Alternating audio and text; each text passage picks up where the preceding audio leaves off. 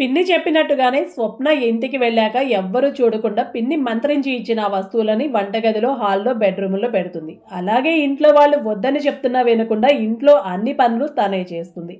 ఎప్పట్లాగే తను వంట చేసినప్పుడు బాగానే ఉంటుంది. తర్వాత కూరల్లో ఉప్పులు, కారాలు పెరిగిపోతూ ఉంటాయి. సర్దిన ఇల్లంతా చెల్లాచెదరైపోతూ ఉంటుంది. ఇలా అది కష్టం మీద వారం రోజులు గడుస్తాయి.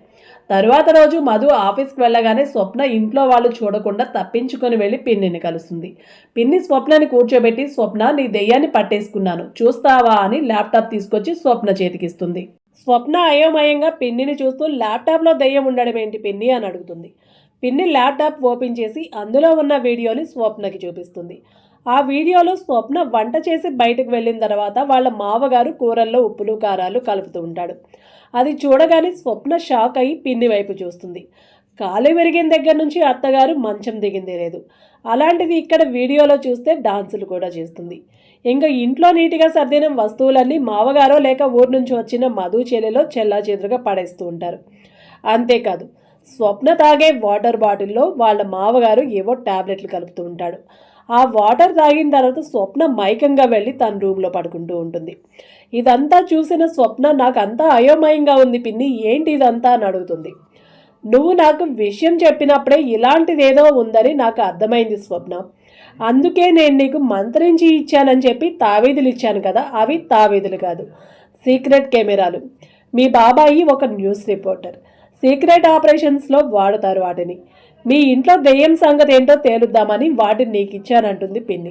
ఇప్పుడే ఇదంతా మధుతో చెప్తాను అంటుంది స్వప్న ఆవేశంగా. మధుకి నువ్వు ఈ విషయం చెప్పే ముందు ఈ వీడియో చూడని స్వప్నకి మరో వీడియోను చూపిస్తుంది వాళ్ళ పిన్ని. ఆ వీడియోలో మధు కజిన్ సిస్టర్ ఒకే బెడ్పై కలిసి ఉంటారు. అది చూడగానే స్వప్న గుండెలు పగిలేలా ఏడుస్తుంది. స్వప్న ఊరుకో, ఇక్కడ నీకు తెలియని ఇంకో విషయం ఉంది. అసలు వాళ్ళిద్దరూ అన్నా చెల్లెళ్ళే కాదు, భార్యాభర్తలు. అతని భార్యకి పిల్లలు పుట్టే అవకాశం లేదు. నీకు వెనక ముందు ఎవరూ లేరని పిల్లల కోసం నిన్ను ట్రాప్ చేశాడు మధు. మీ పెళ్లి తర్వాత అతనికి తెలిసింది మీ అమ్మమ్మ చనిపోయే ముందు తన ఇంటిని, పొలాన్ని నీ పేరు మీద రాసింది. దాని విలువ ఇప్పుడు కోట్లల్లో ఉంది. అతని కన్ను నీ ఆస్తి మీద పడింది. అందుకే నీకు దెయ్యం పట్టినట్లు డ్రామా మొదలుపెట్టి నిన్ను నమ్మించాడు. నువ్వు దాని గురించే పదే పదే ఆలోచించి నీకు తెలియకుండానే పూర్తిగా డిప్రెషన్లోకి వెళ్ళిపోయావు. నెమ్మదిగా ఆస్తి అతని పేరు మీద రాయించుకొని డిప్రెషన్లో నువ్వు సూసైడ్ చేసుకున్నట్టుగా అందరినీ నమ్మించి చంపాలన్నదే వాళ్ళ ప్లాన్. నేను ఈ వీడియో చూడగానే మీ బాబాయ్ ద్వారా కమిషనర్ గారితో సీక్రెట్గా ఎంక్వైరీ చేయించాను. అప్పుడు బయటపడింది ఇదంతా. ఇప్పుడు చెప్పు స్వప్న, ఇలానే ఏడుస్తూ నా కర్మ అనుకొని సరిపెట్టుకుంటావా, లేకపోతే నీకు జరిగిన అన్యాయానికి గుణపాఠం చెప్తావా అంది పిన్ని.